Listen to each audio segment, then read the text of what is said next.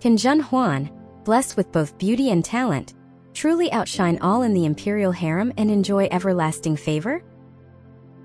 Having had dinner, it was already dark outside. The evening breeze blew in gusts, the sky was filled with stars, and the air was fragrant with the scent of lotuses. The lakeside was lush with reeds, red dock plants, bulrushes, and irises rustling in the wind. A few waterbirds and white cranes frolicked among them. The night breeze brought a cool and refreshing touch. The journey to Yuruan Hall was not far, so I did not bring many attendants. Xianling and I walked hand in hand along the waterside gallery, playfully picking flowers in the wind and teasing the fish, chatting and laughing all the while. As soon as we entered the courtyard, we were greeted by a room full of lively chatter, like a gathering of swallows and nightingales. Following protocol, I stepped back 2 paces and followed behind Xianling. The Empress, Consort Hua, Consort K, Noble Consort Xian, Consort Chao, and others were all present, engaging in conversation with Mei Zhuang. Upon seeing Xianling, they hurriedly rose to greet him. Xianling quickly gestured for Mei Zhuang, who was about to rise, to remain seated, saying, "Didn't I already instruct you not to bother with formalities?"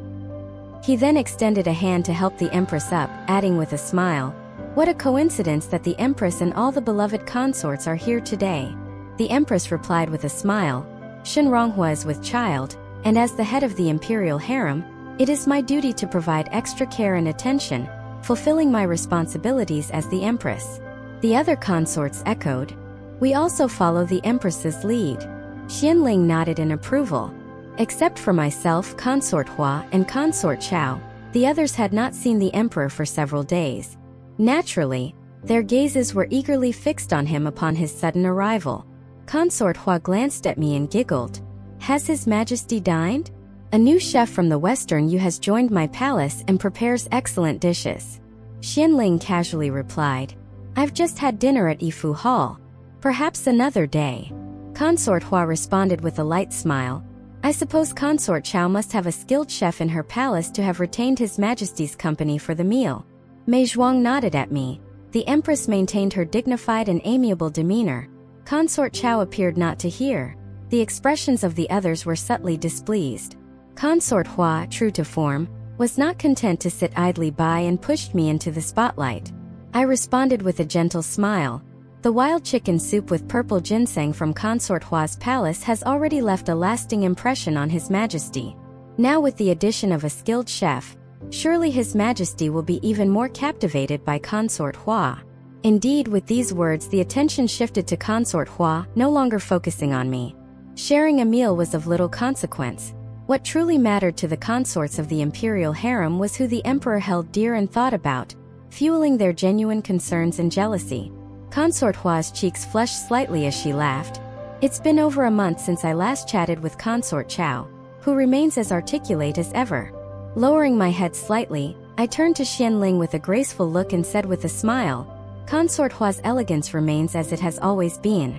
Just as Consort Hua was about to speak again, Xianling gave her a serene smile, his gaze sweeping over her beautiful face as coolly as an ice sculpture in the hall. "Nizi is clever and witty, fond of jesting in her youth. Does Consort Hua really wish to compete with her?" Consort Hua shuddered under Xianling's gaze but quickly smiled. "I too enjoy Consort Chao's wit, hence my playful banter with her." Xianling glanced at her, his expression softening. "Consort Hua has indeed been with me for many years and understands my thoughts well." While they were speaking, the palace maids of Yuruan Hall had brought in fruits, and everyone enjoyed the fruits and continued their casual conversation for a while. That night, Xianling was in high spirits. Seeing the Empress's diligent and graceful presence, he did not wish to disappoint her. With the other consorts present, it seemed inappropriate to visit my Yifu Hall, so he suggested going to the Empress's Guangfengjiua Palace instead. Since the Emperor had spoken, and it was to the Empress's official residence, naturally no one dared to object. Everyone respectfully saw the Emperor and Empress out. Just as they were leaving the main entrance of Yuruan Hall, a figure flashed behind 1,000 bamboo stalks. Noble Consort Xian, with her sharp eyes, exclaimed in surprise. Xianling, hearing this, looked in that direction and demanded, "Who is lurking there?" Immediately, an eunuch rushed over and pulled the person out into the light of a lantern, revealing her to be a young palace maid named Fuling, who served Mei Zhuang.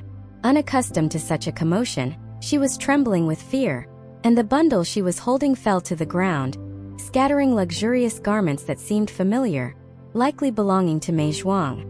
Xianling looked up, and Li Chang, understanding his glance, stepped forward. Li Chang bent down, rifled through the bundle, and his expression darkened. He pointed at Fuling and scolded. "What is this? Stealing from your mistress and trying to sneak away." As he spoke, two strong eunuchs seized Fuling. Fuling turned deathly pale and remained silent.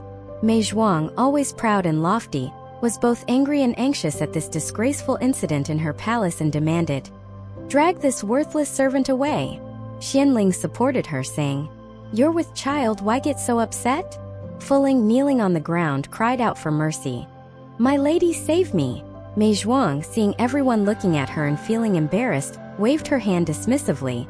"How can I tolerate you after what you've done?" She stamped her foot, urging, "Go on, get out." Consort Chao suddenly exclaimed, took a palace lantern from an eunuch, and examined the bundle closely. She picked up a pair of silk trousers and wondered, "What's this?" Concubine Qin Fangyi also leaned in for a closer look and wrinkled her nose. "Oh my, there's blood on these trousers." Speculating about possible motives of robbery or worse, I looked around to see everyone's faces filled with confusion and alarm, especially Mei Zhuang's. I was even more puzzled. If this was a case of theft, why not steal valuable jewelry but only take some garments, and all of them were trousers and underskirts, with not a single upper garment to be seen? Xianling remarked, "This is very strange. Who would steal without taking anything valuable, only to take some dirty trousers and skirts?" The Empress agreed repeatedly and added, "These items seem to belong to Shenronghua, but how did they become stained with blood?" Noble Consort Xen quietly suggested, "Could it be menstruation?" Although she spoke softly, those nearby heard her. Everyone tensely turned their gaze towards Mei Zhuang, who was confused. "Not at all." Before her words were finished, Consort Hua said, "You should help Shenronghua rest inside."